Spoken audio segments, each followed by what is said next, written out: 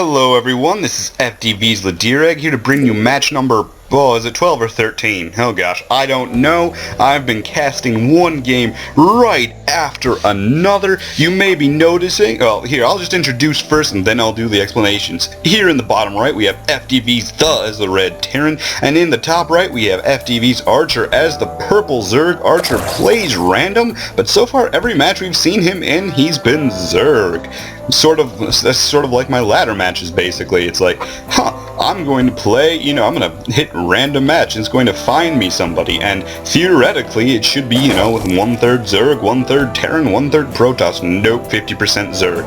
Over 50% Zerg. They're all Zerg. All you can fight is Zerg. That's it. Just deal with it. Anyways, you may be noticing quite a bit of Archer in these recent vids. It's because Archer, along with Qualifier, is joining this tournament late. The tournament has been going on for quite a while. Basically, as the first tournament is rolling on, we are learning how to play, or I am learning how to organize this tournament and learning things about it. We are seeing a super early hatch here. I've never even heard of a hatch that early. We'll see how it happens. We'll see how it works out for Archer here. Anyways, continuing from what I was saying, What the Fuck and Archer have joined, so they are basically Archer is just going through everyone who's online right now, facing them all one after the other. So far, he has faced SKD and What the Fuck, winning versus What the Fuck, and losing to SKD. We'll see what happens next. This map is Whirlwind LE, not one of my favorites, but hey, you know what? It works. It's an interesting map. It has sort of a difficult to defend third, I want to say. Though what you pick as your third makes it sort of easier to defend, so you're not really locked into one or the other. Do see some scouting going on from both players. This hatch is already down. We've got gas and spawning pool on the way. Yeah, we will notice that in our last game, Archer sort of didn't expand really all that much, and SKD took home the win off 3 bases. We do notice that the has not walled off. That could be dangerous, as Archer is never really he's really good about getting his Zergling speed, and that is not a good thing. Double barracks coming down. Hopefully we might be seeing a 2-rack sort of pressure build. I don't think that's entirely likely, but hey, we might. I sort of hope so. I tend to open 2-racks Reaper and then I expand. Of course, 2-racks Reaper does mean that if they hold me off well, it can be difficult for basically anything, really. I start at a significant disadvantage, but often 2-racks Reaper, just if you get like 6 Reapers, you can pretty much kill anything in the early game, especially with their regeneration, which means that you can engage Marines and then disengage and then just come right back and fight again. It can be very difficult to hold you off. Of course, the problem is that my APM is rather low. We do have a fairly decent APM for both of our players. I do know Archer usually averages around 60. Already got spine crawlers coming down. He's very big into defending his mineral line, which makes sense because he harasses a lot. Cheesers are always the ones who look for cheese. People who drop are always the most paranoid about getting dropped. It's just how it works. Nobody who rushes Dark Templar ever forgets detection.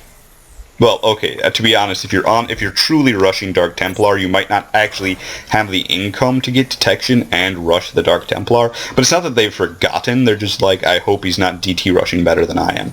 We do see a scout coming down for Archer. This is a very normal thing to do. He's not going to get any information, though, because there is no tech to spot. These Marines could run over and kill this Overlord. They really should.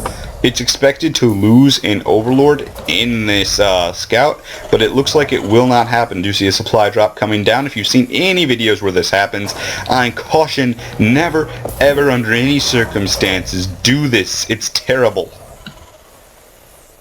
Yeah, so there you go.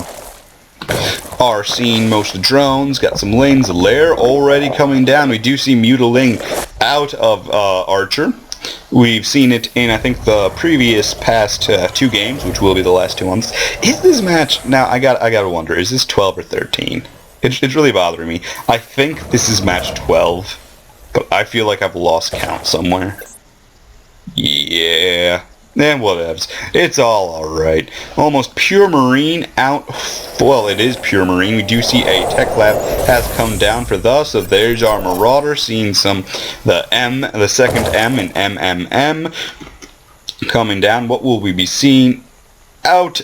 Oh, infestation pit already.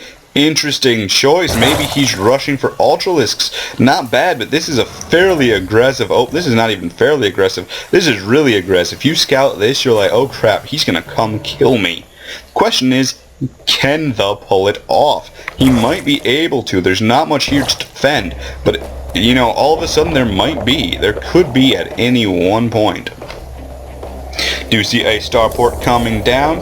Got more tech labs on the way. Would prefer to see reactors. You don't really need all that many marauders. Well, I guess it depends on their composition, but since I've always been a little more leery of Mutalisks, just the idea that they could be totally attacking with Roach Hydra, and then just be like, I'm losing, and just like spam Mutalisks at some point. And if you have pure Marauder, you're sort of doomed. Also, reactors allow you to very quickly produce marines, which is something you want. Allows you to get your strength up quickly. Do you see this drone going out? I'm going to be taking a somewhat ninja expand over there, not a problem. To be honest, I don't mind. Here's the thing. With ninja expands versus Terran, basically you're saying I don't want to be dropped. So if I can keep him from knowing there's a base, he won't drop me. He's not going to probably scout much. But if he does scout this, he can easily exploit this longer distance between all of these bases, especially without creep spread, and force a whole lot of movement, kill a whole bunch of drones. What are you best at, Ghost? Probably Protoss, I would have to say. Do you see Aveling go to its death for that scout?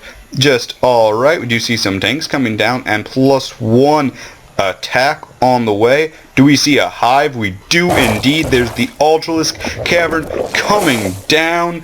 Oh my gosh. Will this be ready though for the push? Because I just can... No, he's expanding. He has a significant defensive force, that is true. But he won't have enough. We do see the +1s on the way. Is he going to move out after that scan? I certainly hope so. He needs to put pressure on him now. But I don't think it's going to happen as he begins to take that third base.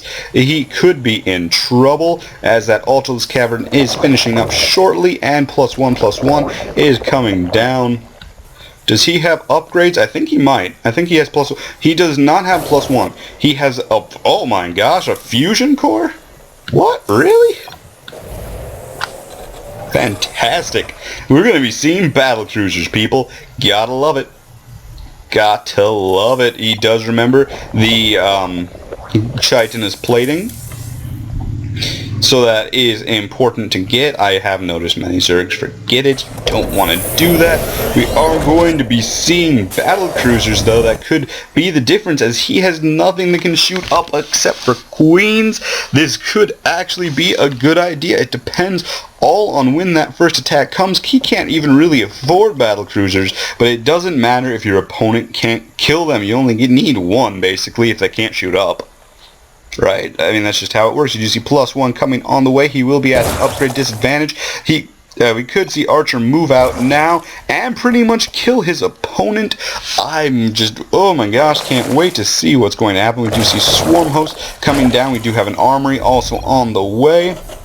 You're right, they do not scout enough. If he did scout, either one would have known all the different times they could kill each other. Double armory off to less than 2 base. Probably not the best choice, but we'll see how it works out. The base count and the income is steadily rising. For Archer, he is certainly he certainly has the advantage now. He does really need to scout this, I'm not gonna lie. If he does not scout air, he will be in trouble. He's not even considering it, basically. But the Ultralisks have been noted he has scouted those. I guess we're basically waiting to see what's going to happen.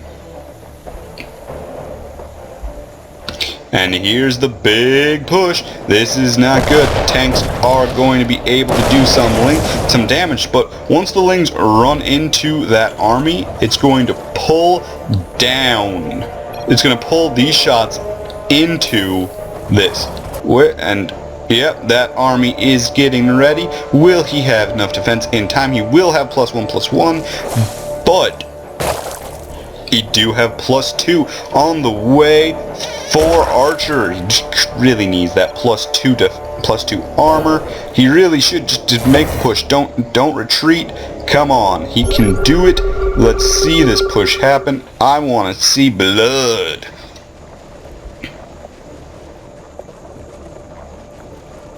Keeps pulling back to get more units. Not totally a bad choice. He is getting very close to maxed. So this army is starting to look terrifying. Maybe he's decided to wait for max, maybe not. Let's see what he's planning on doing. Oh, I want to see an attack. Oh my god, he needs to get those battle cruisers out and ready. Scouting with a swarm host. That might actually be sort of possible. That's sort of funny. I want to try that sometime. Anyway, we are seeing a maxed army for Archer. Oh no, he's got almost like 2.5 times the supply as his opponent, who has almost nothing. This is not good. Here comes the big push. Oh gosh, I cannot wait. I want to see this happen. There go the Lings. They go in first. They pull all those shots in. The Lings are just destroying everything. There come the Ultras. They're just going to melt their way through this battle cruiser on the way, but it's just too late. That's the end. Ultralisks are amazing. Oh gosh, the battle is won.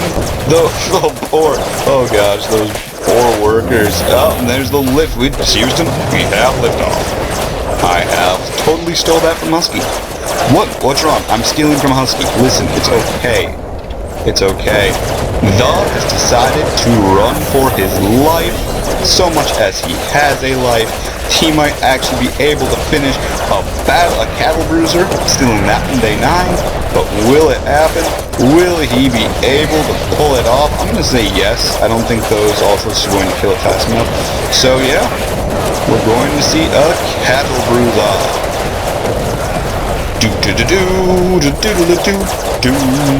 Done.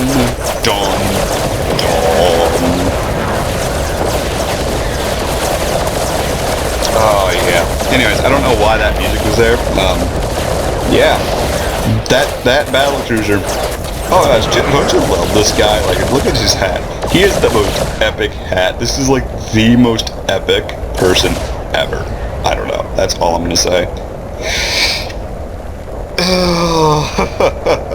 No, never give up, never surrender, SKD. You don't understand. Now, if it were up to me, I would be sending that battle cruiser out after all of these, just to try and start killing things, because at this point, I mean, his supply is 6 to 196. Maybe actually, I take it back. It's totally smart not to kill this, because he expands. He's just expanding everywhere. I mean, because usually, like, if you kill this, he has the supply to make corruptors, which is basically all that matters. And look at the one swarm host. Oh god, I love this game. I love this tournament. He's expanding to every place on the map. Totally makes sense. You can't. Watt is back. Guess after this we will be bringing him in. I do believe Ghost King and Watt need to play their match. We cannot wait to see it. Look at that. That lone battle cruiser is the defender of truth and justice. Also, I will mention that Mutalisks are totally the wrong choice. You want corruptors. You really want corruptors. But hey, if you get like 1,000 Mutalisks, it doesn't matter.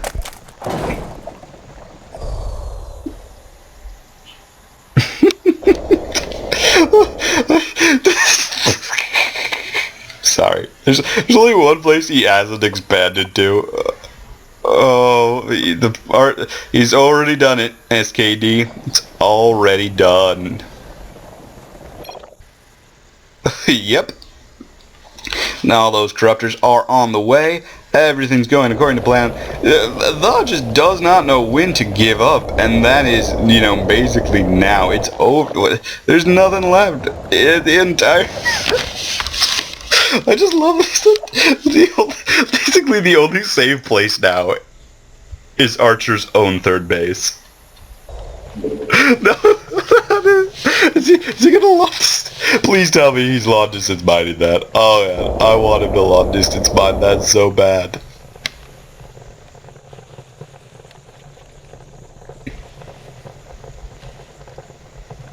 What is he looking at? Let's see.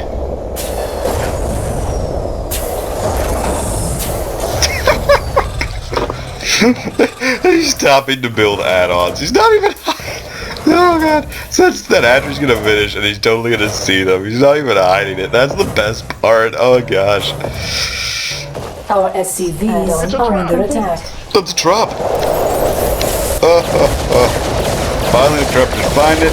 They're now going to go out and murder it.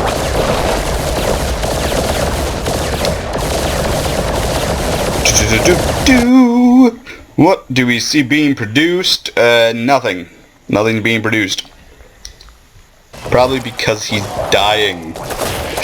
Painfully, and there are the lings everywhere. Oh, finally the GG and Archer takes home the win.